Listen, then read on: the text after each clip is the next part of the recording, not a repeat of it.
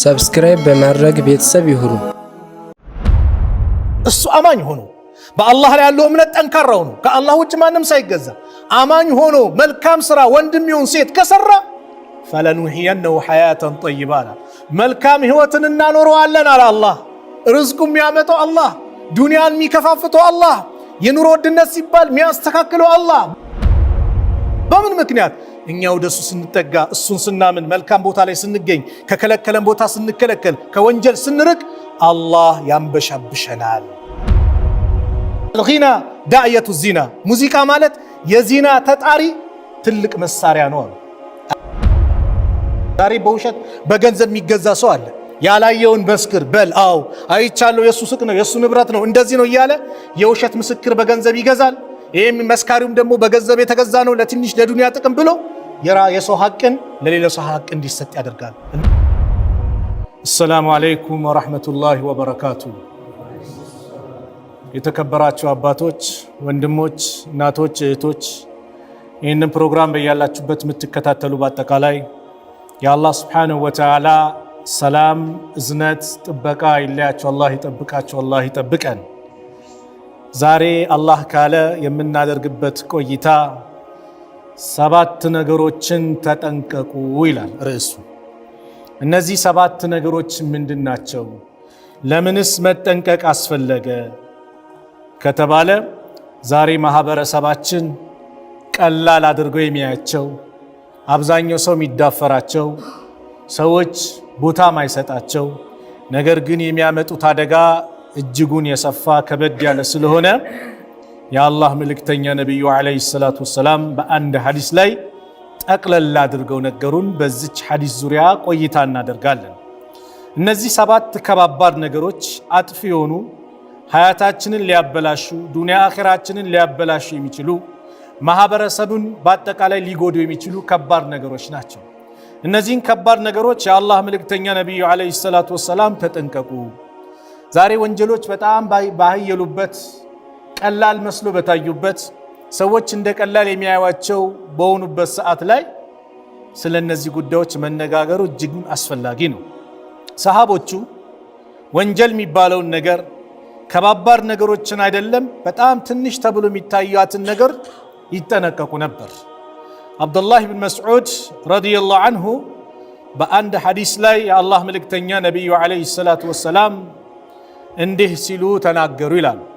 ኢነል ሙእሚና ሙእሚን እኮ ማለት የራ ዝኑበሁ ወንጀሉን ይመለከታል፣ ከአነሁ ቃኢዱን ተሕተ ጀበሊን ልክ እሱ ከተራራ ስር ላይ ቁጭ ብሎ የኻፉ አን የቅዐ ዐለይህ በሱ ላይ እንዳይደረመስበት እንዳይወድቅበት በመስጋት ሙእሚን ወንጀሎችን እንደዛ ይመለከታል።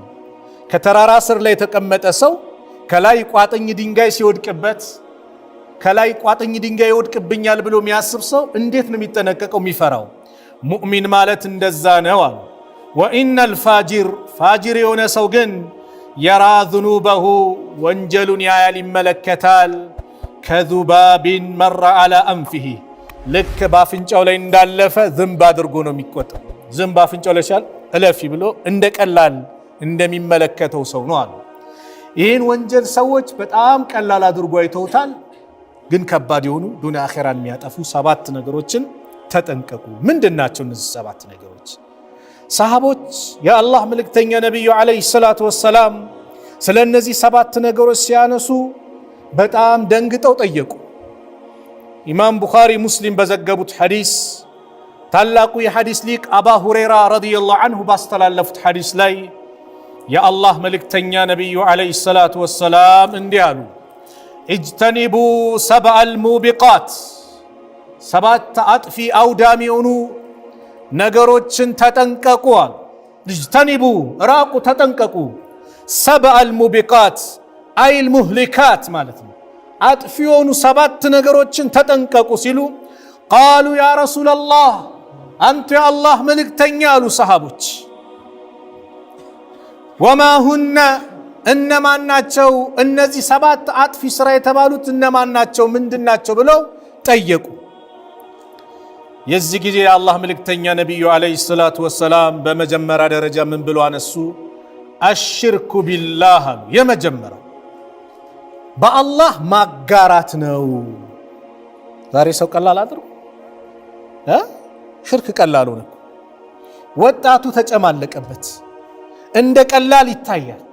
ነገር ግን ይሄ ሽርክ የሚባለው ነገር ዱንያ አኼራን የሚያበላሽ ነገ የውመል ቂያማ ባዶ የሚያስቀር ሀባአን መንሱራ እንዳለው እንደ ተበተነ አቧራ እያደረግንባቸው ስራቸውን እንዳለው አላህ ነገ ዛሬ ቢሰገድ ቢጾም ሐጅ ቢደረግ ሰደቃ ቢወጣ ምን ቢል በዚህ ጉዳይ ላይ የተቀመጠው ሰው ከሆነ ባዶ ይሆንበታል ነገ የውመል ቂያማ። ሽርክ ነው አሉ። አዎ ሽርክ ከባድ ወንጀል።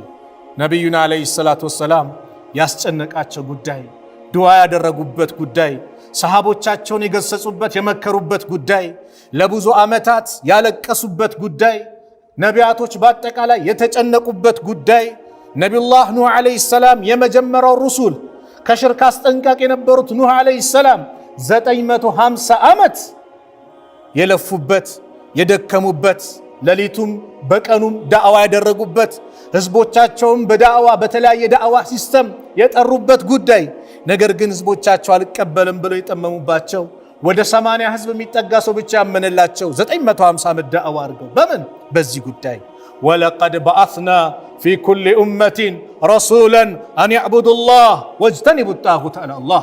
በእርግጥም በእያንዳንዱ ማህበረሰብ በእያንዳንዱ ጄኔሬሽን ኡማ ላይ መልእክተኛን አስነስተናል ልከናል። ምን የሚሉ አን ያዕቡዱላህ አላህን በብቸኝነት ተገዙ፣ ወጅተኒቡ ጣጉት ጣዖታትን እራቁ።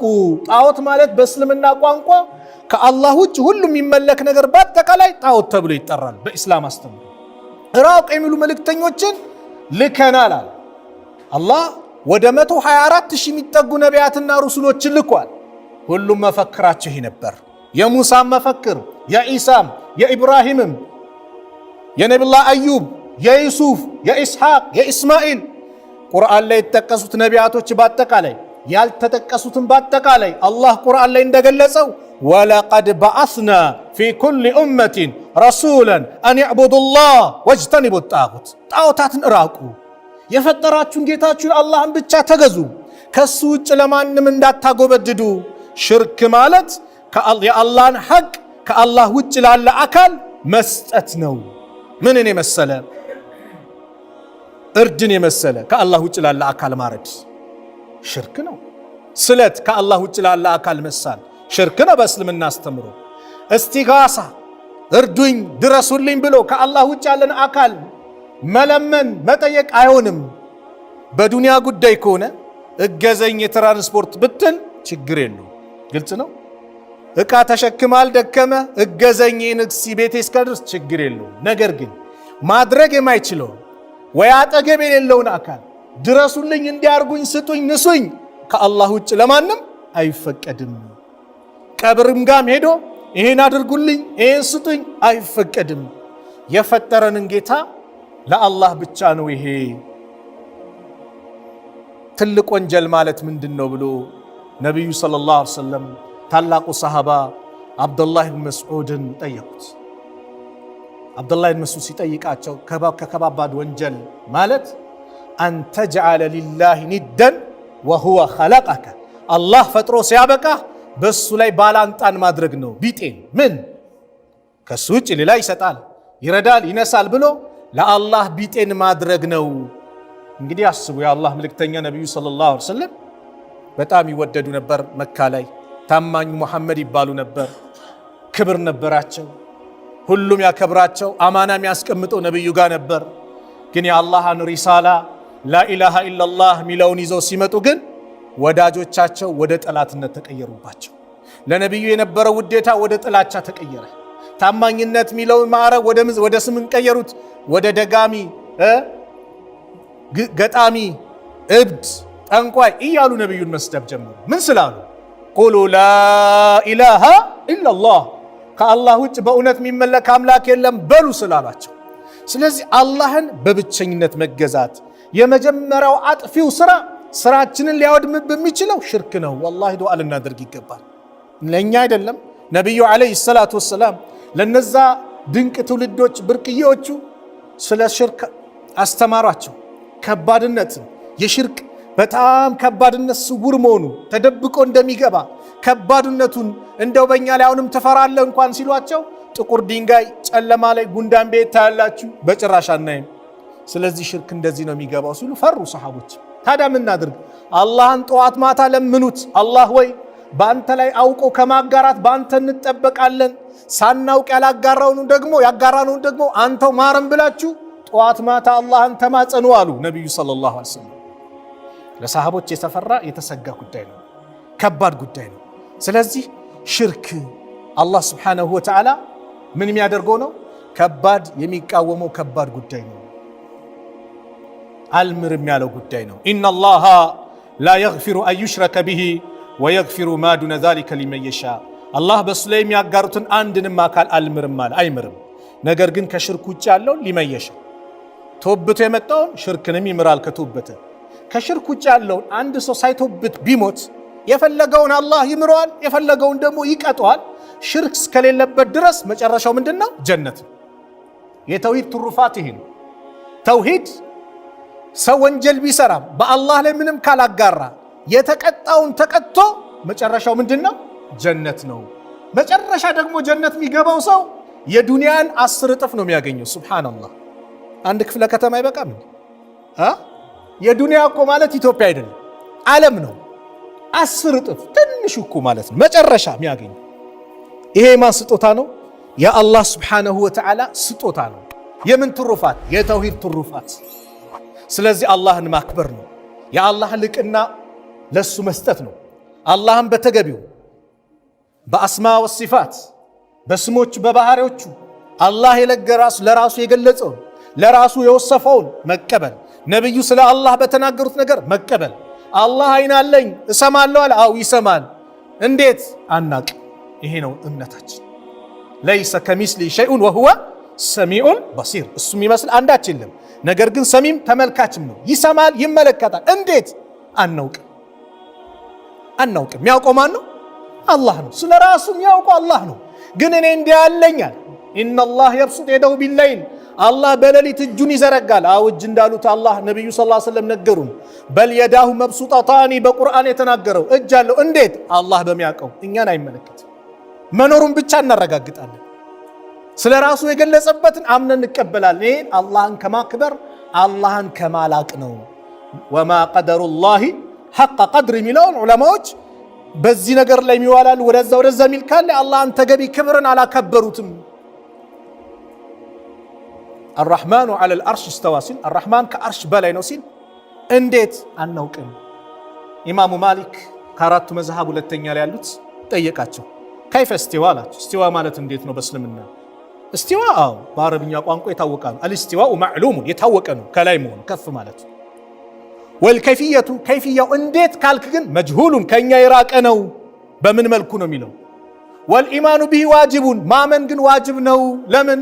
ሰለፎች፣ ቀደምቶች፣ ሰሃቦች ጠቅላላ አምነውበት የመጡበት ጉዳይ ነው። ወሱአሉ አንሁ ቢድዓቱን አሉ። ስለ እሱ መጠየቅ ግን ቢድዓ ነው። ቀደምቶች ያልጠየቁትን አንተ አዲስ ያመጣህ ነገር አላህ በገለጸበት ራሱን በገለጸበት መቀበል። ስለዚህ የመጀመሪያው ከባዱ አጥፊ ስራ ብለው ነብዩ ሰለላሁ ዐለይሂ ወሰለም የገለጹት ሽርክ ነው። ከሽርክ አላህ ይጠብቀን፣ አሚን በለዋል። ሁለተኛው አጥፊ ከተባሉ ነገሮች ሲሕር ነው፣ ድግምት። ዛሬ አልተንሰራፋም? ድግምት አልበዛም? ድግምት ነጋዴ ሆኖ እንዳይነግድ ታስሮ ቤቱ የተቀመጠ ስንቱ አለ። ተማሪ ሆኖ በጣም ሰቃይ ተማሪ ነበረ፣ ነገር ግን በዚህ በትምህርቱ ሳቢያ ቤቱ የተቀመጠ ትምህርት ያስጠላው። በምን ምክንያት? በድግምት። ድግምት በእስልምና በጣም የተወገዘ ኩፍርም ነው፣ ያከፍራል ነው የተባለው። መንስኤው ግን ምንድን ነው የሚለውን እንነጋገርበት። ድግምት ለምን ሰዎች ላይ ድግምት በምን መልኩ ነው ሊያሰሩ የሚችሉት? ለምንድን ነው እንደዚህ ያደረጉ ከተባለ እቺ ስትበላሽ ምን ቀልብ ሲቆሽ፣ ምቀኝነት ሲያይል፣ ምቀኝነት እየበዛ ሲመጣ ለምን ተማረ፣ ለምን ውጤቱ በዛ፣ ለምን ሀብት አገኘ፣ ለምን ፎቅ ገነባ፣ ለምን ሌላ ቤት አገኘ፣ ለምን ከኔ በላይ ሰው ወደደው፣ ለምን ቆንጆ ሆነ፣ ለምን ቆንጆ ሆነች። ሱብሃንአላህ። ሰው ደግሞ መሰሉ ላይ ነው የሚቀነው የሚመቀኘው። ሴቷ በሴቷ ላይ፣ ቆንጆዋ በቆንጆ ላይ፣ ነጋዴው በነጋዴው ላይ፣ ተማሪው በተማሪው ላይ ሁሉም ባለበት ፊልድ ላይ ምን ያደርጋል? ይመቀኛኛል። ምቀኝነት። ይሄ ምቀኝነት እያየለ እየጨመረ ሲመጣ ወዴት ይወስደዋል? ወደ ኩፍር ይወስደዋል። እንዴት ካላችሁ ሲህር የሚሰራው የት ነው? ጠንቋይ ቤት ነው አይደል? ቢሮው ጠንቋይ ቤት ነው። ጠንቋይ ቤት መሄድ፣ ልብ በሉ ያዙ፣ ጠንቋይ ቤት መሄድ ብቻ የ40 ቀን ሰላት ተቀባይነት አይኖረውም አሉ ነብዩ ሰለላሁ ዐለይሂ ወሰለም። ጠንቋይ ቤት መሄድ ብቻ መጠየቅና የጠየቀውን እውነት ብሎ ደግሞ ማረጋገጥ ከእስልምና ያስወጣል። ነብዩ ዐለይሂ ሰላቱ ወሰላም ምን አሉ? መን አታ አራፈን፣ አንድ አውቃለሁ ካሂነን ጠንቋይ ቤት የመጣ ሰው አው አራፈን መን አታ ካሂነን አው አራፈን ፈሰደቀሁ ቢማ የቁል ፈቀድ ከፈረ ቢማ ኡንዚለ አላ ሙሐመድን ሰለላሁ ዐለይሂ ወሰለም። ጠንቋዩ የሚለውን ንግግር እውነት ነው አው ብሎ ካረጋገጠ ከተቀበለ በሙሐመድ በተወረደው ቁርአን ክዷል አሉ ነብዩ ሰለላሁ ዐለይሂ ወሰለም። በቁርአን የካደ ደግሞ አለቀለት። ጠንቋይ ደካማ ፍጡር ስለ ራሱ ማንነት ማቅ። ዛሬ ግን የሰው ልጅ ጠንቋይ ቤት ሲመላለስ ይታያል። ምን ለማሰራት? ድግምት። ለምን ከኔ በላይ ደንበኛ በዛለት ይላል። ለምን ከኔ በላይ እንትን አገኘ ይላል። ለምን ከኔ በላይ ያ አላህ። ርዝቁን የሚያከፋፍለው ማን ነው? አላህ። የፈለገውን ርዝቁን የሚያሰፋለት የሚያጠብበት ማን ነው? አላህ ነው። ሰጪው ለጋሹ አላህ ነው። ለጋሹን አካል መለመን እንጂ እንዴት ከኔ በላይ መጣ፣ እንዴት ከኔ በላይ አገኘ ብሎ በመቃጠል ዱንያ አኺራን ማበላሸት ማለት ነው። ምቀኛ ካንተ ጋር ምንም ጸብ የለውም። ጸቡ ምንድነው? አንተ ላይ ኸይር ነገር ለምን አየው ነው። ለምን ሰዎች ወደዱህ፣ ለምን ተለወጥክ፣ ለምን ጥሩ ነገር አገኘህ ነው። አም የሕሱዱነ ናስ አላ ማ አታሁም ላሁ ሚን ፈድሊህ ይላል አላህ። ሰዎች አላህ በሚሰጣቸው ችሮታ ይመቀኛሉ እንዴ? የሚሰጠው ማን ነው? አላህ ነው። ይህ ሰው ምን እያለ ነው? ለምን ለሱ ሰጠው? አላህ ትክክል አይደለም፣ ለሱ መስጠት አልነበረበትም እያለ እኮ ነው። የሚሰጠው አላህ፣ የሚለግሰው አላህ። ሁሌ የምናገራት ቂሳ አለች። ምቀኛ የሆነ ሰው ለራሱም ለሰውም ኸይር አይመኝም። ምንድን ነው የሚል? በቃ እኔ እነከሌ ኸይር ነገር የሚያገኙ ከሆነ የኔ ይቅርብኝ፣ በቃ እነሱ ማግኘት የለባቸውም ብሎ የመጣ ኸይር የሚመልስ ማለት ነው። አንዱ ምቀኛ አንተ የፈለግከውን ነገር ብትጠይቅ ለጎረቤት ግን አንተ የጠየቅከው እጥፍ ይሰጠዋል ተባለ። ለምንድን ነው ለጎረቤት እጥፍ ይሰጠዋል? ምቀኛ ነው። አንተ ጠይቃ። አንተ 1 ሚሊዮን ከጠየቅ ለሱ 2 ሚሊዮን፣ አንተ 10 ሚሊዮን ከጠየቅ ለሱ 20 ሚሊዮን። በቃ ያንተ እጥፍ ለሱ ግን ይሰጠዋል። አንተ ግን የፈለግከውን ጠይቅ ተባለ። ለጎረቤት እጥፍ ሊሰጠው? አዎ። ለምን? ምን አገባ? ጠይቅ። ሱብሃንአላህ። ምን አለ ጠይቁ፣ ለሱም ለጎረቤቱም ኸይር ነገር ቢያገኝ። ለጎረቤቴ ከኔ እጥፍ የሚያገኝ ከሆነ ጎረቤቴ የኔ አንድ አይኔ ይጥፋብኛል። የጎረቤቱ ስንት አይን እንዲጠፋ? 2 አይን። ወሚን ሸሪ ሐሲዲን ኢዛ ሐሰድ። ከምቀኛ ክፋት በተመቀኘ ጊዜ በማን እንጠበቃለን? በአላህ። ለዚህ ነው ጠዋት ማታ እንድንቀረው የታዘዝነው። ወዴት ይወስዳል? ወደ ድግምት። ይኸው ዛሬ ስንቷ ቤት ተቀምጣለች። ከትዳር ያፋታል፣ ትዳር እንዲለያይ፣ ቤተሰብ እንዲበተን፣ ከስራው ገበና እንዲፈናቀል፣ ከትምህርቷ እንድትርቅ። ለምን ጥሩ ተማሪ ሆነች? ለምን ሰቃይ ሆነ? ለምን ጥሩ አንደበተ ርቱዕ ኖረው? ምቀኝነት ከባድ ነው። ዱንያ አኼራን የሚያበላሽ ጉዳይ ነው። ይህንንም ሁለተኛው አጥፊ ስራ ነው። አላህ ይጠብቀን። ከባድ የሸይጣን ስራ ነው ምቀኝነት። አላህ ይጠብቀን። አሚን በሉ። ሶስተኛው አጥፊ የተባለው ከባዱ ልንጠነቀቀው ከሚገባው ሶስተኛ የተጠቀሰው ነቢዩ ዓለይሂ ሰላቱ ወሰላም በሐዲሳቸው የገለጹልን ሶስተኛው ክፍል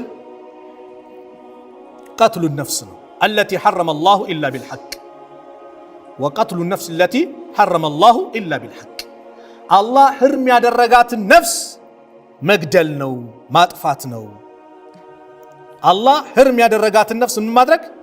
ማጥፋት ነው፣ መግደል። ይሄንን ሶስተኛ ደረጃ ላይ የአላህ መልእክተኛ ነቢዩ ሰለላሁ ዐለይሂ ወሰለም አነሱት። ህርም ያደረጋትን ያለ ህግ አግባብ መግደል ምንድን ነው? ከከባድ ወንጀል ነው፣ በእስላም የሚቆጠር ነው። ቀትሉ ነፍስ ያለ ህግ አግባብ ምንድን ነው? በእስልምና አስተምሮ የገደለ ይገደላል። ከገደለ የገዳዩ ነፍስ ውድ፣ የተገዳዩ ነፍስ ርካሽ የሚሆንበት ነገር የለም። ከገደለ ይገደላል ነው። ዛሬ ህግ ጠፍቶ ነው ሰዎችን እንደፈለጉ የሰው ልጆችን የሚጨርሱት። ይገላል፣ ይታሰራል፣ ጠብዱሎ ይወጣል።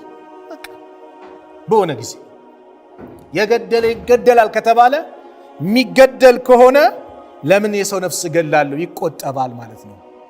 አላህን ሕግ ያመጣው ለሰው ልጆች ዋስትና ህይወታቸው ዋስትና እንዲሆን ነው። ወለኩም ፊል ቂሳስ ሐያቱን ያ ኡሊል አልባብ ይላል። እናንተ ልቦና ባልተቤቶች ወይ በቂሳስ ላይ ቂሳስ ምንድነው? የገደለ ይገደላል፣ አይን ያጠፋ አይኑ ይጠፋል መባል ማለት ነው።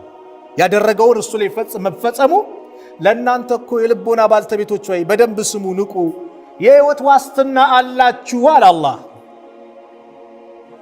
በሰላም እንድትኖሩ ነው። ዛሬ ነፍስ መግደል ቀላል ሆኗል አይደል? ደም እንደ ጎርፍ ይፈሳል። የሰው ነፍስ እንደ ቀላል ይጠፋል። ቀላል ሆኗል። ኢስላም የሰው ልጆችን ነፍስ ለመጠበቅ ነው የመጣው። ሱረቱ ማኢዳ ላይ ስለ አደም ልጆች ታሪክ እያነሳ ግድያን ያስተማረው የአደም ልጅ ነው። ወንድሙን ሲገል በሱ ምክንያትም ነብዩ ሰለላሁ ዐለይሂ ወሰለም በሐዲስ ዛሬ የሰው ልጅ በተገደለ ቁጥር ወንጀሎችን በአጠቃላይ ይሸከማል። ሌሎችም ገዳዮች በራሳቸው ወንጀል እንደሚጠየቁት ሳለ ማለት ነው። ግን መንገድ ስለከፈተ የግድያን መንገድ ስላሳየ የአደም ልጅ ይጠየቃል። አላህ ምን አለ? ሚን አጅሊ ዛሊከ በዚህም ምክንያት ከተብና አላ በኒ እስራኤል በበኒ እስራኤል ልጆች ላይ ምን ብለናል? በእነሱ ላይ ጽፈናል። አነሁ መን ቀተለ ነፍሰን ነፍስን የገደለ አንድን ነፍስን ቢገይሪ ነፍሲን ያለ ነፍስ ማጥፋት ማለት ሌላ ነፍስን ሳይገል ያለ አግባብ ማለት አንድን ነፍስን የገደለ ቢገይሪ ነፍሲን ማለት ሰው ገድሎ ከሆነ ይገደላል። ግን ሳይገል ዝም ብሎ የሚገል ከሆነ አው ፈሳድን ፊል አርድ ወይ በምድር ላይ ፈሳድን ብክለትን ሳያመጣ ብልሹ ሳያደርግ ዝም ብሎ ከመሬት ተነስቶ ንጹህ ነፍስን የሚገል ከሆነ ፈከአነማ ቀተለ ናሰ ጀሚዓ ይህ ሰው የዓለም ህዝብን በአጠቃላይ እንደገደለ ነው የሚቆጠረዋል። ወመን አሕያሃ አንድችን ነፍስን ደግሞ ያዳነ ፈከአነማ አሕያ ናሰ ጀሚዓ የሰው ልጆችን በአጠቃላይ እንዳዳነ ይቆጠራል። ኢስላም ለሰው ልጅ ነፍስ የሰጠው ትልቅ ቦታ ማለት ነው።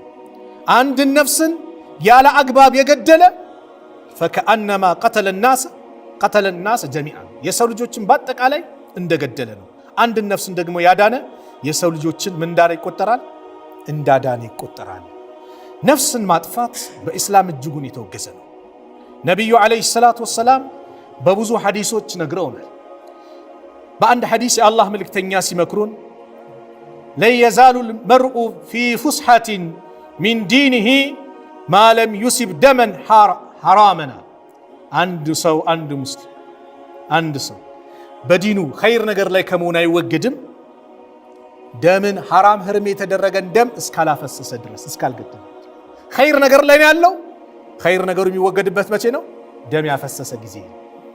ደም ማለት የበግ የድመት እንዳይመስል፣ የድመትም አይሆን የቤት እንስሳረል ለምግብነት የምንጠቀማቸው ይህን ማለት አይደለም። የሰው ነፍስ የነካ ጊዜ ከኸይር ተወገደ። እስካልነካ ድረስ ግን ደም እስካላፈሰሰ ድረስ ከኸይር ነገር አይወገድም። እንኳን እሱ ይቅርና የአላህ መልእክተኛ ነቢዩ ዓለይሂ ሰላቱ ወሰላም ቃል ኪዳን ያላቸው ሰዎችን ጋር እነሱን መንካት መግደል ከጀነት ሽታ እንደሚያርቅ የአላህ መልእክተኛ ነቢ ስ ሰለም ነግረውናል። መን ቀተለ ነፍሰን ሙዓሐደን ለም የርሐ ራሒያተ ልጀና ወኢነ ሪሐሃ ለዩጀዱ ሚን መሲረቲ 40 ዓመን ይላል ሐዲስ ላይ ኢማም ቡኻሪ የዘገቡት ላይ ከጀነት ሽታ እንደሚርቅ የአላህ መልእክተኛ ነብዩ ሰለላሁ ዐለይሂ ወሰለም ተናገሩ። ይሄ ማንን ነው? ምናልባት በኢስላማዊ አስተዳደር በሆነ እንትን ላይ ሌሎች ጋር ቃል ኪዳን ገብቶ ልጠብቁን በዚህ ምክንያት ብሎ ተስማምቶ ምን ብሎ ያንን ቃሉን አፍርሶ የሚገል ከሆነ ከጀነት ሽታ ይርቃል።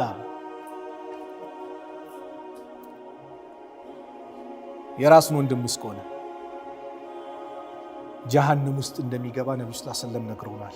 አላህም በቁርአንም ወመን የቅቱል ሙእሚነን ሙተአሚደን ፈጀዛኡሁ ጀሃነም ኻሊደን ፊሃ አውቆ ሆን ብሎ አንድ ሙእሚንን የገደለ የእሱ ምንዳው ጀሃነም ነው። ኻሊደን ፊሃ በእሷ ላይ ዘውታሪ ማለት ምንድን ነው? ለረጅም ጊዜ ጀሃነም ውስጥ ይቆያል ማለት ነው። ወገዲበ አላሁ ዐለይሂ ወለዐነሁ ወአዐደ ለሁ ዐዛበን ዐዚማ የአላህ ቁጣ እርግማን በሱ ላይ ነው። አላህ ለሱ ከባድ ቅጣትም አዘጋጅቶለታል። ነፍስን ማጥፋት ወላሂ ርካሽ ሆነ ዛሬ። ገንዘብ ሊዘርፍህ አንገትህን ይቆርጣል። ዛሬ ሰዎች በሰላም እየተጓዙ አይደል? አንዳንድ ቦታ እንደሚሰማው ሰው ይታገታል። ምን ይላል? ይሄን ያህል ሚሊዮን ብር አምጣ ካላመጣ ተገሎ። ላኢላሃ ኢላላህ። ይሄ ነገሩ የቂያማ ምልክት ነው። የአላህ መልእክተኛ በአንድ ሐዲስ የሚገርም ንግግር ነገሩ። ገዳይ ለምን እንደሚገድል ሟች ለምን እንደሚሞት ማዕቅበት ጊዜ ይመጣል። ለምን ዓላማ እንደሚገድል አቅ ሟች በምን ጉዳይ እንደሚሞት አቅ ይሄ ወቅት ይመጣል አሉ። አሁን ያለንበት ወቅት ይመስላል ቀላል ሆኗል። አላህ ይጠብቀን። ከባድ ነው። ነገ የውመል ቂያማ አወሉ ማ ዩቅዳ በይነ ናስ የውመል ቂያማ የቂያማ ቀን አሉ ነብዩ ሰለላሁ ዐለይሂ ወሰለም በሰዎች መካከል መጀመሪያ ፍርድ የሚሰጠው ፊዲማ አሉ በደም ነው አሉ። በግድያ ማለት ነው በደም ከስራ ከሆነ ከመልካም ስራ መተሳሰቢያው ሰላት ነው የሚል ሐዲስ አለ። ከሰዎች ሐቅ ጋር የተያዘ ግን የመጀመሪያው ግን ፍርድ የሚሰጠው በምንድን ነው አሉ? በደም ነው። ከባድ ነው የሰው ደም። ጥንቃቄ እንኳን እሱ አይደለም ሁለት ሙስሊሞች ተገናኝተዋል። የአላህ መልእክተኛ ቢገዳደሉ ፈልቃቲሉ ወልመቅቱሉ ፊናር አሉ። ገዳይም ተገዳይም የጀሃነም ናቸው ሲሉ ሰሃቦቹ ይሄ ገዳይ ነው ተገዳይ ለምንድን ነው ጀሃነም የሚገባው አሉ። እሱም እኮ ስለተቀደመ እንጂ ወንድሙን ለመግደል ምን ነበረው? ፍላጎት ነበረው። ከባድ ነው። ግድያ ዛሬ ቀላል ሆኗልና እንደው ከግድያ አላህ እንዲጠብቀን ዱዓ እናድርግ። እጃችንን መሰብሰብ ዛሬ ቀላል ይጋባል። ምን ሰማው በዜና በምን ሚስቱን በመፍለጫ እንደዚህ አለ። ላኢላሃ ኢላላህ። የልጆቹን እናት መላየት መፋታት እያለ ህይወት ማጥፋት ስንት ነገር ነው የምታበላሽ። የስንት ሰው ቀልብ ነው የምትነካው። ቀላል እንደዚህ ያደረገ እንዲህ የሚሰሙ ነገሮች ከባድ ናቸው። ይህ ሁሉ ነገር ቀላል የሆኑት አንደኛ ከአላህ መመሪያ ስለራቀ ነው። የገደለ ገደል ያለው ኢስላም ለምንድን ነው? የሰው ልጆች ህይወት በአግባቡ ሰዎች ገብተው እንዲወጡ ነው። ወለኩም ፊል ቂሳስ ሐያቱን ያ ኡሊል አልባብ ለዓለኩም ተተቁን። እናንተ የልቦና ባልተቤቶች ወይ በቂሳስ ላይ እኮ ነው ብድር ማለት ነው። የገደለ ገደል ከተባለ የቆረጠ ይቆረጣል፣ ያን ያጠፋ አይኑ ይጠፋል ከተባለ ለእናንተ የህይወት ዋስትና አላችሁ። ዘራፊ የሚዘርፈው ምን ሚለው በቃ ይታሰራል ይወጣል። የኢስላምን ህግ ሰዎች የሚደግፉት መቼ ነው ታውቃላችሁ? ሲደርስባቸው የሆነ አንድ ሰው እንዲያደረገ አንድ ሽማግሌ አንድችን ህፃን ልጅ ደፈረ ሲባል ይሄንማ መግደል ነበር ይላል። ሰው ልጅ አግብቶ እኮ ዝሙት የሰራ በእስልምና አስተምሮ ምንድነው ተቀጥቅጦ ይገደላል። ለምን? ሰዎችን እንዳይበክል ነው። አግብቶ አላ አራተኛው ሰዓት እንዳይድብል አሳጥረው አራተኛው አጥፊ ስራ የተባሉት ሪባን መብላት ነው። ወለድ መብላት። ወለድ ዛሬ ብዙ ነገሮችን እያበላሸ ነው። በአንድ ወቅት የዓለም ኢኮኖሚ ተንገዳገደ፣ ተንኮታኮተ። ምንድን ነው ሲባል ሚስጥሩ ወለድ ነው። አላህ የተናገረው የምሐቁ ላሁ ሪባ ወዩርቢ ሰደቃት። ሪባን አላህ ያንኮታኩቷል፣ ሰደቃን ግን ምጽዋትን ግን ምን ያለዋል? ያፋፈዋል። ሪባን አላህ ሐራም አድርጎታል። ወለድ ሐራም ነው። ዛሬ ሰው በወለድ ይበደራል፣ ቤቱን ያስይዛል፣ ህንፃውን ያስይዛል። ወለድ ሁሌም በረካ ስለሌለው ምንድነው መጨረሻ በሐራጅ ቤቱ ሲሸጥበት፣ ህንፃው ሲሸጥበት። ለምን? ወለድ ሐራም ነው። እንዴት ነው በረካ የሚኖረው? አላህ ያንኮታኩተዋል ብሎ በቁርአን ነግሮናል። ወለድ ልብ በሉ፣ ወለድ ከአላህ ጋር ጦርነት መክፈት ነው፣ ወለድን መብላት።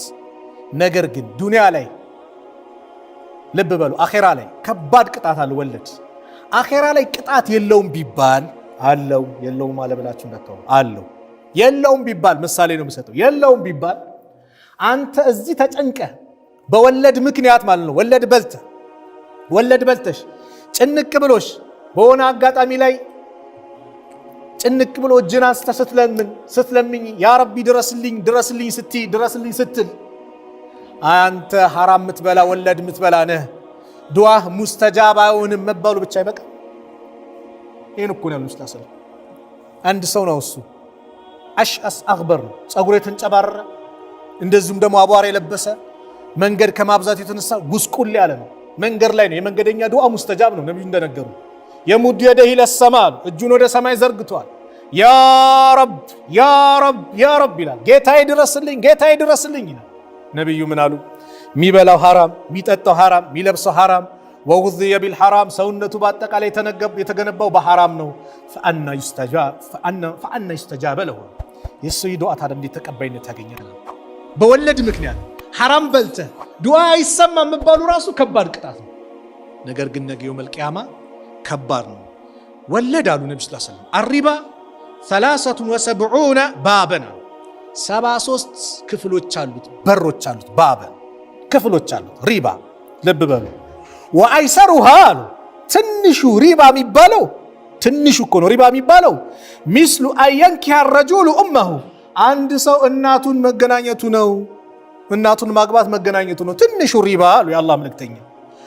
ወኢነ አርበ ሪባ ከሪባዎች ሁሉ ትልቁ ሪባ የሚባለው ግን አሉ እርዱ ሪጃል ልሙስሊም የሙስሊም ክብርን እንደፈለገ መንካት ነው፣ ማንቋሸት ከባዱ ሪባ ነው አሉ።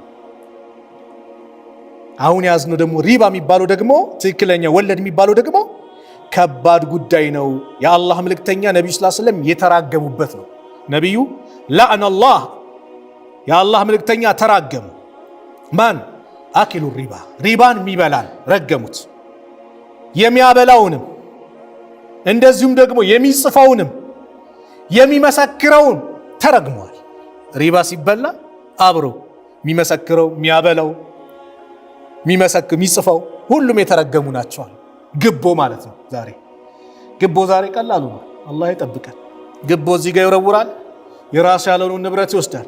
የራሱ ሱቅ ያለውን ይወስዳል። የራሱ ቤት ያለውን ለዳኛውን ነገር ከፍሎ ግቦ ከፍሎ ሐራም ነው እኮ። ምናልባት እኮ ዑለማዎች እኮ የተነተኑት የራስን ሐቅ በዚህ ምክንያት ካላገኘህ የራስን ሐቅ ማለት ነው አማራጭ ካጣ ምናልባት የሰው ሐቅ ለመንካትማ ድርብርብ ወንጀል ነው። ዛሬ ነው የሚታየው። የሰውን ሐቅ ገንዘብ አለኝ ይሆናለኝ ይልና እየከፈለ ሰዎችን ሲያስለቅስ ይታያል። እንዳለቀሱብህ ግን አይቀሩም። የተበዳይ ዱዓ አላህ እንደሚቀበል ብዙ ጊዜ ተነጋግረናል በዚሁ መድረክ ላይ። ተበዳይ ካለቀሰ ተጠንቀቅ። የወጋ ቢረሳ የተወጋ አይረሳም ነው የሚባለው አይደል? ሰው እንዳለቅስብን ዛሬ የሰው ገንዘብ ይበላል ይወስዳል። ምን ይላል?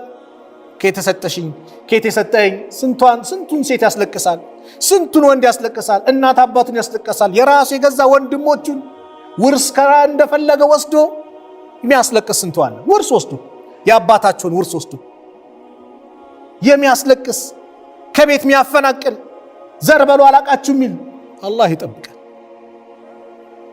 ካለቀሱብህ ከባድ ነው። እጃቸውን ካነሱ ከባድ ነው። ምንም ጊዜ ቢቆይ ለአንቺን ልረዳ የተበዳይን እኮ ነው ተበዳይን አካል ልረዳ ቃል እገባለሁ ብሏል አላህ ሱብሓነሁ ወተዓላ። አላህ ደግሞ ቃል ኪዳኑን የሚፈጽም ጌታ ነው። ወለድ መብላት አንድ ታሪክ ልንገራችሁ በወለድ ዙሪያ። ሐቢብ አቡ መሐመድ የሚባል ሰው ነበር። በወለድ የሚነግድ ነው እና ወለድ ሰው እያበደረ በወለድ እየነገደ ሰዎችን ያስለቅሳል። ፈመረ ዛተ የውሚን ፈኢዛ ሁወ ቢስቢያን ፈኢዛ ሁም የልዓቡን።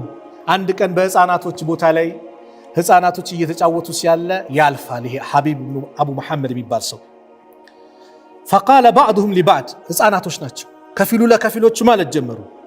ቀድ ጃአ አኪሉ ሪባ ሪባ የሚበላው ሰው መጣ አሉ። ሱብሓነላህ በጣም በሪባ ይኖረ ነው። አላህ ሲያጋልጥ ተመልከቱ። ፈንከሰ ረእሰሁ ራሱን እንደዚያ ቀረቀረ። ወቃለ ያ ረብ ብሎም አለ ጌታዬ ወይ አፈሺተ ሲሪ ኢለ ስቢያን ሚስጥሬን ለህፃናት አጋለጥክብኝ አለ። ፈረጀዐ ተመለሰ ወደ ቤቱ። ፈጀመዐ ማለሁ ኩለህ ንብረቱን በአጠቃላይ ሰበሰበ። ወቃለ ብሎም አለ ያ ረቢ ጌታዬ ወይ ኢኒ አሲሩን እኔ ያንተ ምርኮኛ እስረኛ ነኝ። ወኢኒ ቀድ እሽተረይቱ ነፍሲ ሚንከ ቢሃዘል ማል እኔ ካንተ ደግሞ ነፍሴን በዚህ በሰበሰብኩት ገንዘብ ካንተ ገዝቻለሁ፣ ነፃ አውጣኝ አለ። ፈለማ አስበሃ ያነጋ ጊዜ ተሰደቀ ቢማሊ ኩሊህ በሁሉም ገንዘቡን አውጥቶ ሁሉንም እኮ ነው ሰደቃ ሰጠ። ወአኸዘ ፊል ዒባዳ ኢባዳን ተያዘው ያ ረቢ እያለ እያለቀሰ ጠዋት ማታ ይሰግዳል፣ እስትግፋር ያደርጋል፣ ዱዓ ያደርጋል፣ ማልቀስ ጀመረ። የእውነት ወደ አላህ ተመለሰ። ثم مر ذات يوم بأولئك الصبيان የሆነ ቀን ልክ በእነዚሁ ህፃናት ዘንድ አለፈ። ከዛ ልክ ሲያልፍ فلما رأوه ሲመለከቱት قال بعضهم لبعض ከፊሎቹ ለከፊሎቹ መባባል ጀመሩ። ምን አሉ? እስኩቱ ዝም በሉ فقد جاء حبيب العابد ዓቢዱ ሐቢብ እኮ መጣ፣ አላህን የሚገዛው መጣ። فبكى ማልቀስ ጀመረ ሐቢብ። وقال አለ ያ ረቢ ጌታዬ ወይ አንተ ተዙሙ መረተን ወተሕመዱ መራ፣ አንተ ስትፈልግ ዝቅ ታደርጋለህ፣ ሰዎች እንዲወገዙ ታደርጋለህ፣ ስትፈልግ ደግሞ ሰዎች እንዲመሰገኑ እንዲወደዱ ታደርጋለህ። ሁሉን ነገር በአንተ እጅ ነው ያለው አለ። ወደ አላህ ተመለሰ። ሪባ ሲበላ ሌላም ወንጀል ስንሰራ አላህ አቀብንም ብለን እንደፈለግን ስንሆን አላህ ሊደብቅልን ይችላል። ሲደጋገምን ሲል ግን አላህ ያዋርድን ይችላል፣ ህዝብ ዘንድ ሊያወጣን ይችላል። ስለዚህ ሁሌም ወደ አላህ መመለስ፣ አላህን ምህረት መጠየቅ ነው። አምስተኛው ከሚያጠፉን ከባዱ ነገር አክሉ ማለል የቲም፣ የየቲምን ገንዘብ መብላት ነው። አላህ ይጠብቀን። የቲሞች በኢስላም ትልቅ ቦታ አላቸው። የቲም የሚባለው በእስልምና ወላጅ አልባ የሚባለው በእስልምና የቲም ተብሎ የሚጠራው ለአቅመ አዳም ያልደረሱ ህፃናት ሴትም ወንድ ምን ይባላሉ? አባታቸው የሞተባቸው ለአቅመ ሔዋን ለአቅመ አዳም ያልደረሱ ልጆች የቲም ይባላሉ። እናት የሞተባቸው የቲም አይባሉም። እንደስልምና አስተምሮ አባት የሞተበት ነው የቲም ይባሉ። አባት የሆነ ንብረት ትቶ ይሄዳል። የልጆቹ አባት አጎት ሊሆን ይችላል፣ ወይም ደግሞ የነሱ ወንድማቸው ትልቅ የሆነ እድሜው ገፋ ያለ ወንድማቸው ሊሆን ይችላል። የአባታቸውን ንብረት የሚበላ ከሆነ የነሱ ሐቅን የሚበላ ከሆነ ከባድ ወንጀል ነው አላህ የዛተበት። ኢነለዚነ ያእኩሉነ አምዋለል የታማ፣ እነዛ የየቲሞችን የአይታሞችን ገንዘብ የሚበሉ ዙልመን በበደል የሚበሉ በግፍ የሚበሉ ኢነማ ያእኩሉነ ፊ ቡጡኒሂም ናራ፣ እነሱ እኮ በሆዶቻቸው የሚበሉት እሳትን ነው። ወሰየስለውነ ሰዒራ አለ አላህ ሱብሓነሁ ወተዓላ፣ ነዲድ የሆነ የሚያቃጥል እሳት ውስጥም ይገባሉ አለ አላህ። እሳት ውስጥ መግባታቸው ማይቀር ነው። የሚበሉትም ሆዳቸው ውስጥ የሚያስገቡት ገንዘብ አይደለም። በገንዘቡ ብርቱካን ቢበላ ፍራፍሬው የጥብስ አይነቱን ሀኒድ በላው ቢል የሚበላው እሳት ነው የሚበላው። ማንን? የየቲምን ገንዘብ የሚበላ የቲምን መንከባከብ ነው። የቲምን የሚንከባከብ ሰው እኔና እሱ ጀነት ውስጥ እንደዚህ ነው አሉ ነብዩ ሰለላሁ ዐለይሂ ወሰለም። ጀነት ውስጥ ቀልብ እንዲረጥብልህ ከፈለክ የየቲምን አናት ዳብስ አሉ የአላህ መልእክተኛ። ቀልብ እንዲረጥፍ አናቱን መዳበስ ቀልብ ያረጥባል። ማብላት ማጠጣትስ ማልበስስ፣ አባቱ የሞተበት ሲያለቅስ አባቴ ቢኖር እኮ እኔም እንደዚህ ያደርግልኝ ነበር፣ ለኢድ ልብስ ይገዛልኝ ነበር፣ የትምህርት ቤት ክፍያ ይከፈልልኝ ነበር፣ ሁሉን ነገር ይሟላልኝ ነበር ብሎ የሚያለቅስ የቲም አላህ ሙላለት። ጎረቤት ያለው አስደስተው እንኳን ሐቃቸው ልንበላ ይቅርና የየቲምን ሐቅ መብላት ወላሂ ከባድ ነው። አላሁመ ኢኒ ኡሐርጁ ሐቅ ضعيفين አሉ ነብዩ ሰለላሁ ዐለይሂ ወሰለም። አላህ ሆይ እኔ የሁለት ደካማ ሰዎችን ገንዘብ የሚበላ ያኒ ወደ አንተ ወንጀለኛው አስጠጓለሁ ከሷለሁ አሉ። ማን? ማሉል የቲም፣ የየቲም ገንዘብና የሴትን ገንዘብ የሚበላ። የሴት ገንዘብ የየቲም ገንዘብ። የቲሞች ምን ያውቃል? ካርታ በስም ያስቀይርባቸዋል አያውቁም ብሎ መሬታቸውን ይገፋባቸዋል ምንም አያውቁም ብሎ። ነገ እሳት ነው የምትበላው። አኼራ አይዘልቅም፣ ዱንያ ላይ ውጤቱን ታገኘዋለህ። መጠንቀቅ። አንዳንድ ሰው አባቱ የተወላትን ገንዘብ ሚስት ሌላ ባል ተገባና ላገባችሁ ባል እነዚህን የየቲም ገንዘብ እንደፈለገ ስታደርግ የራሷ ትዳርን ለማሳመር ብላ የየቲሞችን ገንዘብ እንደፈለገ ተጠንቀቂ። ሐቃቸው የነሱ ነው። በጭራሽ የሴትን ገንዘብ እንደዛ ነው። እያለቀሱ ነው ሴቶች። አረብ ሀገር ያሉ ገንዘብ ይልካሉ ለቤተሰቦቻቸው። ሱቅ ግዙልን፣ መሬት ግዙልን፣ ቤት ስሩልን ይላሉ። በፎቶ ቤት እያነሳ የሰው ቤት ይሄው የሰራውልሽ ቤት እያለ የሚያስለቅስ ገንዘብ ወስዶ የሚያስለቅስ። እንደው እነዚህ ገንዘብ እንዴት ይበላል? በዛ ሙቀት ስደት ላይ ወጥተው ቤተሰቦቻችን የሆነ ነገር እናሳድግ ብለው ሰርተው ምን ብለው ላንተም ልከው ለቤተሰብ ደግሞ ለኔም ደግሞ እንዲቀመጥልኝ ብለው ስትበላባቸው አስብ። ከባድ ነው። የየቲምን ገንዘብ መብላት ነገ የውመል ቂያማ ከባድ አደጋ አለው። ነብዩ ሰለላሁ ዐለይሂ ወሰለም ምን አሉ? አርባዓቱን አራት ነገሮች ወይ አራት ሰዎች ሐቁን ዐለላህ አላህ በራሱ ላይ ግዴታ አድርጓል። አላ ይድኺለሁም አልጀና አላ ዩድኺሉሁም አልጀና ጀነት ላያስገባቸው በራሱ ላይ አላህ ሐቅ አድርጓል፣ ግዴታ አድርጓል። ማን ናቸው? ወላ ዩዚቀሁም ነዒመሃ የጀነትንም ጸጋ ላቀምሳቸው። ሙድሚኑል ኸምሪ ኸምርን የሚያዘወትር ሰው፣ ኸምርን የሚጠጣ ዘውታሪ ኸምር ዛሬም ነገ የሚጠጣ በዱንያም በአኺራ የሚዋረድ ትቦ ውስጥ የሚገባ ማለት ነው። የህፃናት መጫወቻ፣ የሰዎች መሳለቂያ፣ አስካሪ መጠጥ እየጠጣ ገንዘቡን እየበተነ ለልጆቹ ዳቦ መግዣ ግን አጣው ሚል የሚያስለቅት ቤተሰቦችን አስካሪ መጠጥ የሚያዘወትር ሰው ጀነት አይገባም አሉ ነብዩ ሰለላሁ ዐለይሂ ወሰለም። ሁለተኛው ወአክሉ ሪባ ሪባን የሚበላ አራጣ ወለድ የሚበላ። ሶስተኛው ወአኪሉ ማል አልየቲሚ የየቲምን ገንዘብ የሚበላ ቢገይሪ ሐቅን ያለ አግባብ ማለት ነው። የየቲም ገንዘብ ማለት አንተ እያሳደግካቸው እየተንከባከብክ አማራጭ ስራ ከሌለ በአግባቡ ልትጠቀም ትችላለህ። በአግባቡ ቢልማዕሩፍ እንዳ ወልአቅሉ ሊልዋሊደይህ ያሉ ወላጅ አባት እናቱን ደግሞ ማስቀየም ማስከፋት፣ እነዚህ የሚያደርግ ሰው ጀነት አይገባም፣ የጀነትንም ጸጋ አይቀምስም አሉ ነብዩ ሰለላሁ ዐለይሂ ወሰለም።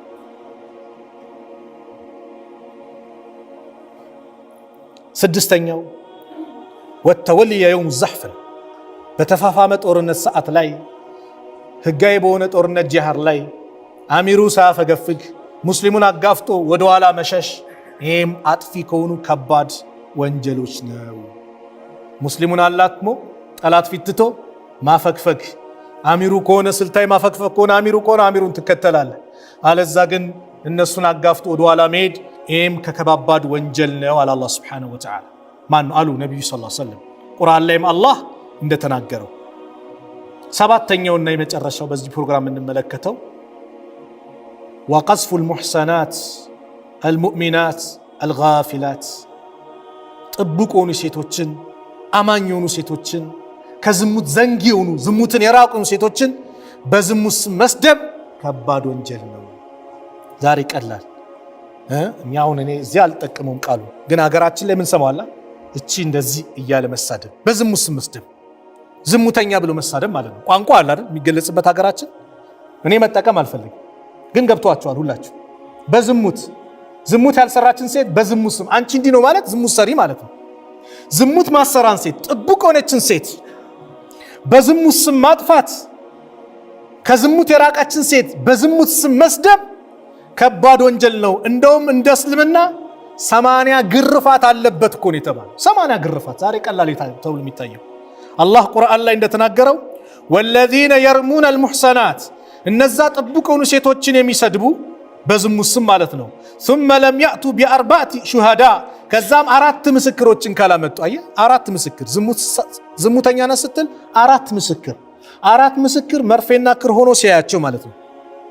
እንዲህ ሞተዋል እንደ መርፌና ክር አራሱ እስከሚያያቸው አስብ። እንግዲህ በጣም ከባድነቱ ተመልከት። በዚህ ስም ከጠራ ምስክር ካላመጣ ፈጅሊዱሁም 80 ጀልዳ 80 ግርፋት ግረፏቸው አለ አላህ። ማን? ሴቶችን በዝሙት ስም መስደብ በእስልምና ስድብ ጭምር የተወገዘ ነው። ሲባቡል ሙስሊምን መሳደብ ፋሲቅነት ነው። ወቂታሉ ኩፍሩን ብለዋል። መግደልማ ኩፍር ነው ብለዋል ያላህ መልእክተኛ። ያው ዘውታሪያውን እንጂ ጀሃነም ላይ ግን በኩፍር ስም ተጠራ፣ በፋሲቅ ስም ተጠራ። ማን? ሙእሚንን የሚሳደብ ዛሬ ቀላል ሆነዋል። አላህ ይጠብቀን። በምላስ አይደለም በቃ ቴክኖሎጂው አለ። በጽሁፍ ይሳደባል፣ ከፍ ዝቅ ያደርጋል፣ ያዋርዳል፣ የሰውን ክብር ይነካል። አላህ ይጠብቀን። ሽማግሌዎችን አከብር፣ ከፍ ዝቅ ያዋርዳል። ወላሂ አልጀዛኡ ሚን ጂንሲል አመል ነው። ሽማግሌን የሚያከብር ትልቅ ደረጃ አለው በኢስላም። አላህን ከማክበር ተብሎ የተጠራበት ነው። ሽማግሌን ዝቅ የሚያደርግ የሚያዋርድ የሚሳደብ ጀዛውን ያገኘዋል፣ አላህ ይሰልጥበታል። እሱን ደግሞ የሚያዋርደው ማለት ነው። በእድሜ ገፋ ያሉ ሰዎች የተከበሩ ናቸው። ቢያንስ ለእድሜያቸው ልታከብራቸው ይገባል። እንደ ኢስላም አስተምሮ በጥቅሉ ማንንም መሳደብ አይፈቀድም።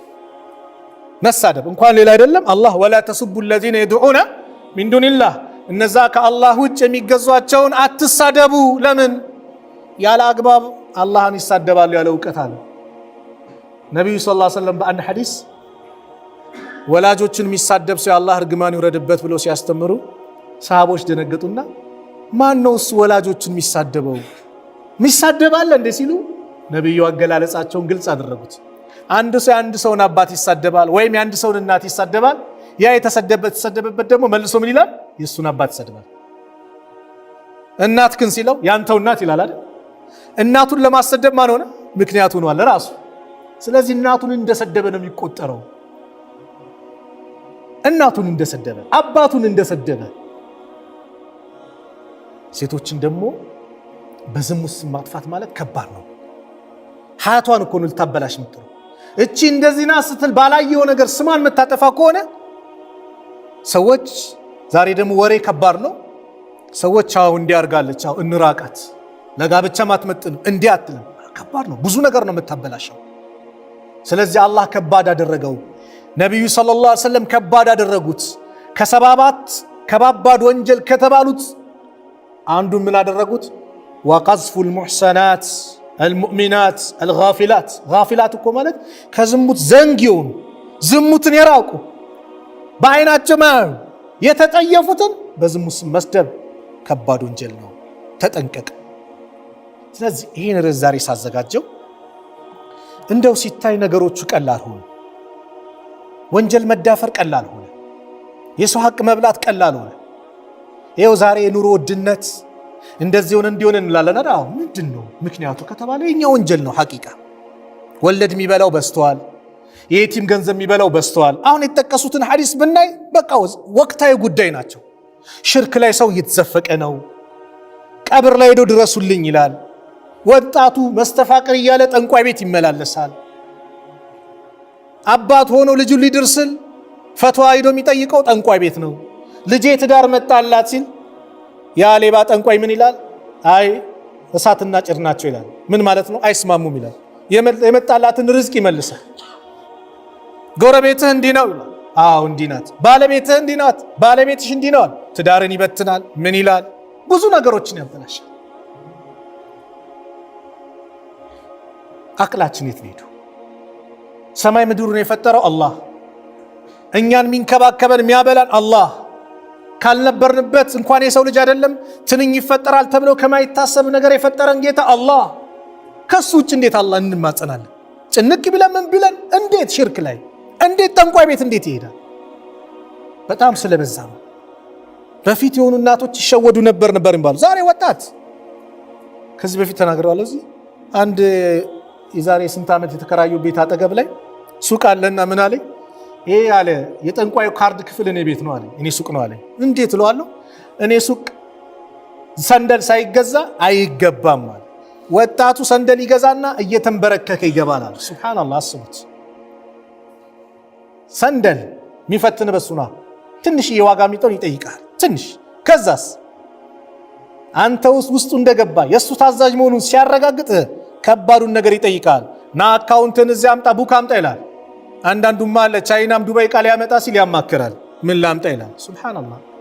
በንግድ ካንተ ተሽሎ ካንተ በታች የሆነ እኔ ሰዎች ወላሂ አቅሉ እንዴት እንደወረደ። አንድ እስር ቤት ላይ ምናምን አባባ የሚባል ሰውዬ ነበርና እዛው እስር ቤት ገብቷል። መፈታት አልቻለ። ራሱ ማስፈታት ያልቻለ አካልን ሄደው መጥተው መቼ ነው የምፈታው እስቲ ንገረኝ ይሉታል። እሱ ደግሞ መዳፍ እንዲያይና ያንተ በዚህ ቀን ይለዋል። እሱ በዚህ ቀን የሚለው እኮ አውቆት አይደለም። ልክ ሲጠይቁት እሺ በኋላ እነግርሃለሁ ይልና እዛ ቢሮ አለ፣ የእስር ቤቱ ዋና ቢሮ አለ። የከሌ መፈቻ ብሎ ይጠይቃል። ገንዘብ ይከፍላል። ምን ይላል? አንተ የዛሬ 6 ዓመት ከተፈረደብህ ለምሳሌ 2 ዓመት አሞክሮ ይቀነሳል፣ 4 ዓመት ትፈታ። ሰዓቱን ምኑን እዛው ይጻፋልና በዚህ ሰዓት በዚህ ቀን እንደዚህ ይወጣል፣ በዚህ ቀን ተብሎ ይጻፋል። እሱን ኢንፎርሜሽን ይጠይቅና ሲጠይቁት ይመልስላቸዋል። ይሄ ምስኪን ሞኝ ምን ያደርጋል? እሱን ከጠየቀ በኋላ ለማረጋገጥ ደግሞ እሱ ለሆነ ይከፍልና እስቲ ቢሮ ወሰዱኝ፣ ምን መፈቻ ቀን እንፈልጌ ነው ማወቅ ይላል። መጀመሪያ እዛ አይጠይቅም። ልክ ሲነገረው እከሌ ያሉት ይላል። ማን ወልይ አባባ ያሉት በቃ ጠብ አይልም ነበር። ዛሬም እንደዚህ ነው። የሰው ሸይጣን አለ። ልጅ ሲታመም ምን ሲል እከሌ የሚባል ሸኽ አሉ ለምን አትሄጂም ይባል። የት እከሌ የሚባሉ እንዴት የሚፈውሱ መሰለሽ? ሸኽ ናቸው አባባ ነው እንጂ ማንም ጠንቋይ አይልም። ጠንቋይ ምንም ጠንቋይ ነኝ አይልም። ያመላክታል። የሰው ሸይጣን አለ ብያቸዋለሁ። የጠንቋይ ተላላኪዎች አሉ። ካንተ ኢንፎርሜሽን ይሰበስባሉ፣ ለጠንቋይ ይነግሩታል።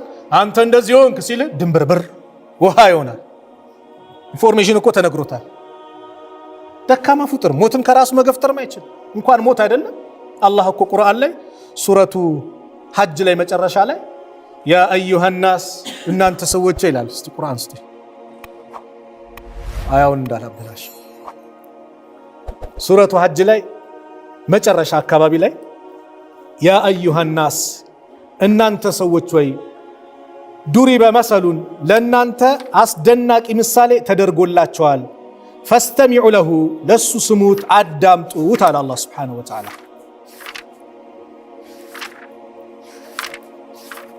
ኢነ ለዚነ ተድዑነ ሚን ዱኒላህ እነዛ ከአላህ ውጭ የምትማጸኗቸው የምትገዟቸው የምታጎበድዱላቸው አካላት ለን የኽሉቁ ዙባበን ፈጽሞ ዝንብን መፍጠር አይችሉም አለ።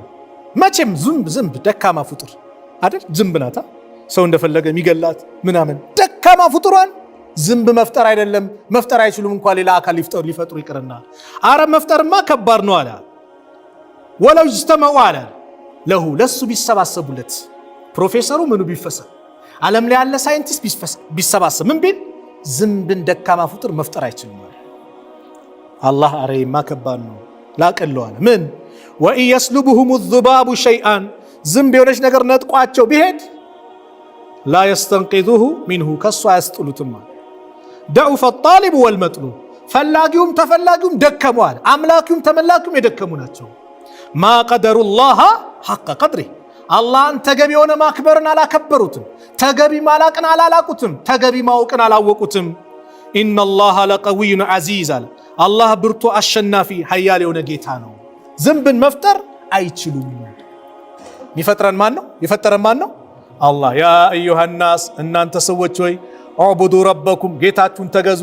አለዚ ኸለቀኩም ያ የፈጠራችሁን፣ ወለዚነ ሚን ቀብሊኩም ከእናንተ በስተፊት ከአደም ጀምሮ ያሉትን የፈጠረ በአጠቃላይ የፈጠረው እሱ ነውና ለዓለኩም ተተቁን ልትፈሩት ይከጀላልና ተገዙት።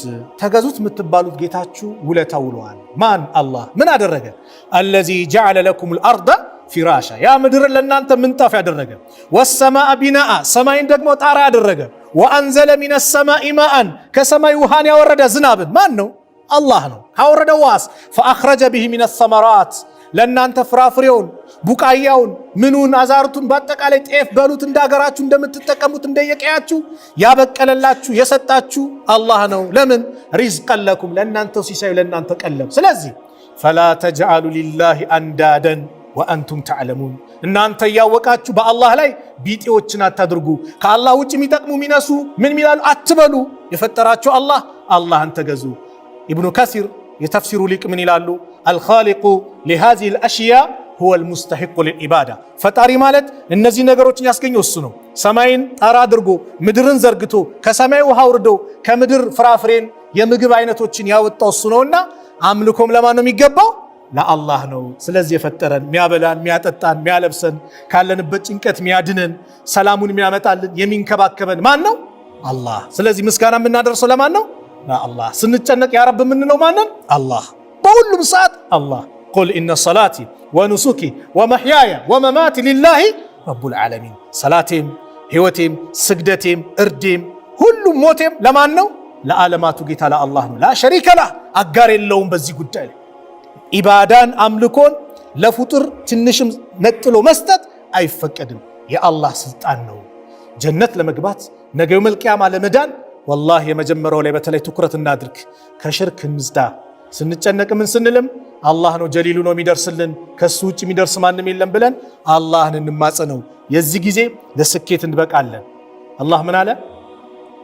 መን አሚለ ሳሊሃን መልካም ስራን የሰራ ሚን ዘከሪን አው እንሳ ወንድም ወይ ሴትም ሆኖ ነገር ግን መስፈርቱ ምንድነው? ወህወ ሙእሚን እሱ አማኝ ሆኖ በአላህ ላይ ያለው እምነት ጠንካራው ነው። ከአላህ ውጭ ማንም ሳይገዛ አማኝ ሆኖ መልካም ስራ ወንድም ይሁን ሴት ከሰራ ፈለኑህየነሁ ሐያተን ጠይባ መልካም ህይወትን እናኖረዋለን አለ አላህ። ርዝቁ የሚያመጣው አላህ፣ ዱንያን የሚከፋፍተው አላህ፣ የኑሮ ውድነት ሲባል የሚያስተካክለው አላህ። በምን ምክንያት? እኛ ወደሱ ስንጠጋ፣ እሱን ስናምን፣ መልካም ቦታ ላይ ስንገኝ፣ ከከለከለን ቦታ ስንከለከል፣ ከወንጀል ስንርቅ አላህ ያንበሻብሸናል። ሪዝቁም ሁሉን ነገር ሊመጣ የሚችለው ከአላህ ጋር ባለን ግንኙነት ሲያምር ነው። አላህን ስናምፅ፣ ወንጀል ላይ ስንወድቅ፣ ወንጀል ላይ ስንጨማለቅ ምን ይወርሰናል? በላ ይመጣል፣ ድህነት ይመጣል፣ ጭንቀት ይመጣል፣ ጦርነት ይመጣል። የተለያዩ ነገሮች በወንጀል ነው የሚመጡት። እነዛ ነገሮች የሚነሱት ደግሞ በእስትግፋር ነውና ሽርክ ላይ ወደቅን ካለን ያ ረብ ካሁን በኋላ እስከዛሬ ሰራው ሰርቻለሁ፣ ምስጋና ላንተ ይገባ፣ ሐያቴን ሳትወስድብኝ፣ ሞት ሳታመጣብኝ፣ አሁን አይኔን ከፍቻለሁ፣ አሁን ነቅቻለሁ፣ ምህረት ለግሰኝ ጌታዬ ብለን ወደ አላህ እንመለስ። የሰው ሐቅ ምን በላ እንመልስ፣ ሪባ ምን በላ እንቶብት፣ የየቲም ገንዘብ ምን በላ እንመልስ። የቲምን መንከባከብ ነው ያለብን። ዛሬ ላይ አልহামዱሊላህ ብዙ ወንድሞች የቲሞችን የሚንከባከቡ፣ ኢድ ሲመጣ የቲሞችን የሚያለብሱ፣ የቲሞችን እንባ የሚጠርጉ የሚያስደስቱ ብዙ ወንድምና እህቶች አሉ። አላህ ያብዛልን እንደዚህ አይነቱ። አሚን በሏል። አላህ ያብዛልን። ሐቂቃ እንደዚህ አይነቶችን ልናበረታታ ልንደግፍ ይገባል። የኢድ ቀን ሐቂቃ አስተያስብ። ቤት አንተ ሲታረድ የቲም ቤት ላይ ምንም ሳይታረድ እንባ ሲመጣበት አባቴ እኮ ቢኖር እኛ ጋር በግ ይታረድ ነበር ሚል የቲም ወላሂ ሊኖር አይገባም። አላህ ሀብቱን የለገሰ አቅም የለገሰ በአቅም ልክ አድርግ፣ አስደስት፣ እንባቸውን ጥረግ።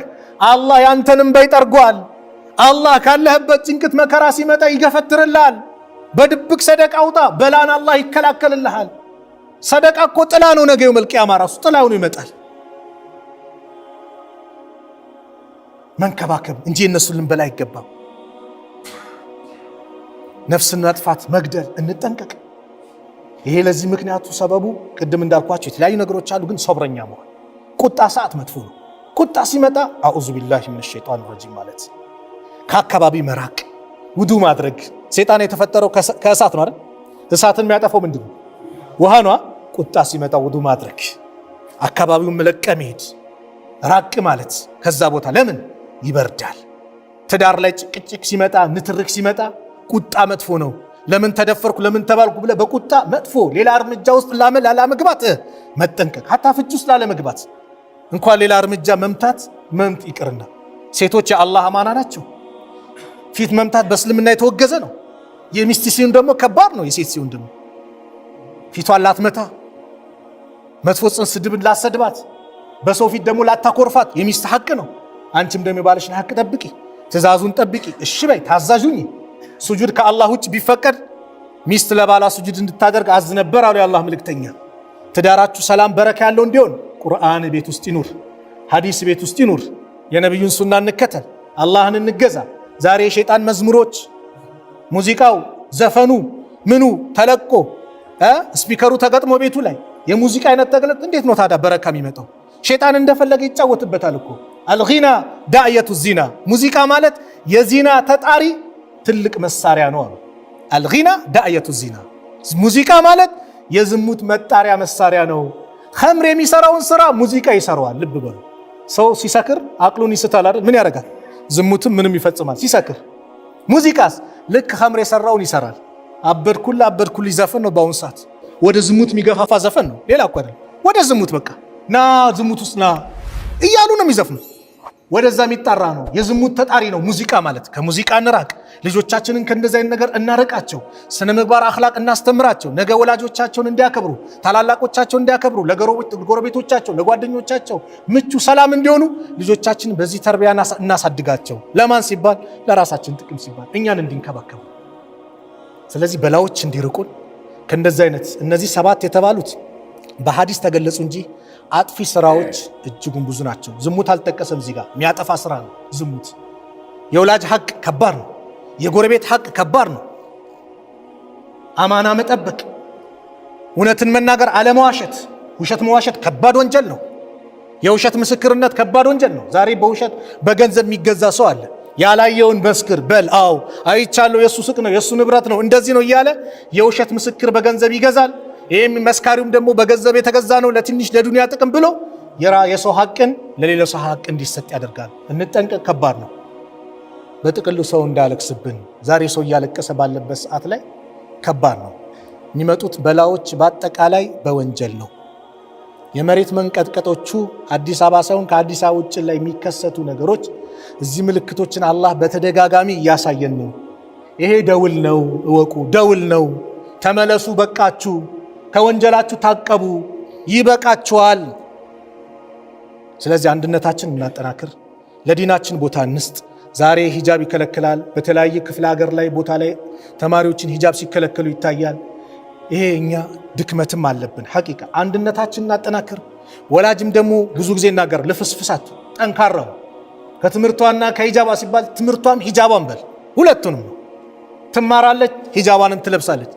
ይሰግዳል፣ ይማራል፣ ትምህርቱንም ይማራል፣ ሰላቱንም ይሰግዳል እንጂ አይ ለምርጫ የሚቀርብ ነገር አይደለም። ሰላት የምንደራደርበት ነገር አይደለም። ሂጃብ የምንደራደርበት ነገር አይደለም። ነገር ግን አትማራት በለው እንዳይማር አድርገው አይነት ነው ጫውታው። በአሁኑ ሰዓት ሙስሊሙ በትምህርቱ እየተጠናከረ ሲመጣ እንዳይማር እንቅስቃሴዎች ይደረጋሉ። እንቅስቃሴው በየቦታው ይደረጋል። ያን እኛ በአንድነት ልንከላከለው ይገባል። የኔ ልጅ አትማርም ትምህርት ጨርሳለች ወይ ለትምህርት አልደረሰችኝ ምን አገባኝ የሚባል የለም። በኢስላም ቋንቋ ሁሉም ኃላፊነት አለበት። ኩልኩም መስዑሉን ኩልኩም ራኢን ወኩልኩም መስዑሉን አራኢየቲ። ሁላችሁም ጠባቂዎች ናችሁ፣ በምትጠብቁት ነገር ተጠያቂዎች ናችሁ። ኃላፊነት አለ። የዲን ጉዳይ እኮ ነው፣ የከሌ የሚባል አይደለም። ዲን ነው። ስለ ዲናችን አላህ ይጠይቀናል። ማንም ጠጅ ቤት እየቀባ የሚሰክር አንድ አካል መጥቶ እንደፈለገ ሂጃብ የሚከለክል ምናምን ልንፈቅድለት አይገባም። በምንም መልኩ ሐቂቃ በምንም መልኩ በዚህ ላይ አንድነታችን ልናጠናክር ይገባል። ሰው እንዴት ተራቆት ይባላል? መራቆትን የከፈቀዱ መራቆትን መብት ነው ከተባለ ሂጃብ መልበስ ኒቃብ መልበስ መብቷ ነው። አስተማሪ አልፈትንም፣ ተማሪ አልፈትንም። ሁሉም በንጹህ አእምሮ ተምሮ ለሀገሩ የሆነች ነገር ማበርከት አለበት፣ ንጹህ ዜጋ መፈጠር አለበት ብላ ከፊትና የራቀች እህታችንን ዛሬ ሂጃብ ካለበሽ ሴሰኝነት ያለባቸው ይመስላል። የሴት ጸጉር ካላየን ካልተገላለጡ ዳሌ ምን ባት ካላየን እንደዚህ ይመስላል ስራቸው። ይህን ሲከለክሉ በጭራሽ የምንቀበለው ነገር አይደለምና ሁላችንም በዚህ ጉዳይ ላይ አንድ አይነት አቋም ሊኖር ይገባል። ልጆቻችንን ጠንካራ ተማሪ እናድርጋቸው። ሲማሩ ተምሮ ዲግሪውን ይዞ ዶክትሬት ይዞ ነገ ወደ ንግድ መላክ አይደለም፣ በተማረበት ቦታ እንዲያገለግል እንስራ። መጪው ትውልድ ጠንካራ ትውልድ እንዲሆን ማድረግ አለብን። የሚማረውን ትምህርት ለኢስላም የሆነ ነገር ሊያበረክት ለሀገሪቷ የሆነ ነገር ሊያበረክት አድርገን እንጂ ዲግሪ ተሰልቦ ያሁሉ ተምሮ የሁሉ አመት ጨርሶ ወደ ንግዱ ብቻ ለምንድን ነው ትምህርት ሚኒስቴር ማይኮን? ለምንድን ነው የሆነ ቢሮ ላይ ማይገባው? ሁሉም መገባት አለበት። አንድ እኮ የተከበሩ ኡስታዝ ካሚል ሸምሱ በገቡበት ቦታ ላይ አንድ ስለ ሂጃብ አነሱ፣ ጠየቁ።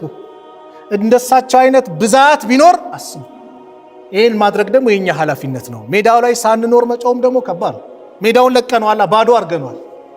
ሁላችንም ኃላፊነት አለብን። ሁሉም ለኢስላም በበኩሉን ማድረግ አለበት። ማዛ ቀደምተ ለሐጅ ዲን፣ አንተ ለዚህ ዲን ምን አበርክታል? ምን ሰርተናል? ሁሉም የበኩሉን ማድረግ አለበት። ሁሉም ዳዕዋ ነው። ዶክተር ሆነ በስነ ምግባር በጥሩ ሁኔታ ሰዎችን ስታክም በአኽላቅ በስነ ምግባር ስታክም ማን ነው ከሌ ዳዕዋ ነው። ስምህ ዳዕዋ ነው የሚያደርገው፣ ልክ ሲያጠፋም እንደሚወገዘው ማለት ነው። በሁሉም ቦታ ኃላፊነታችንን እንወጣ። ሰዓቱ ከዚህ በላይ በጣም ሄደዋል፣ አፉ በሉኝ። ያው ሐቂቃ ያለንበት እንትን ነው ይሄ እንድናገር ያደረገኝ። አላህ Subhanahu Wa Ta'ala የሁላችንም መጨረሻ አላህ ያሳምርልን።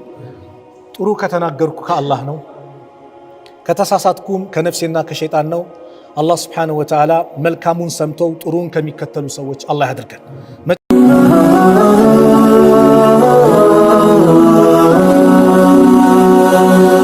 ሰብስክራይብ በማድረግ ቤተሰብ ይሁኑ።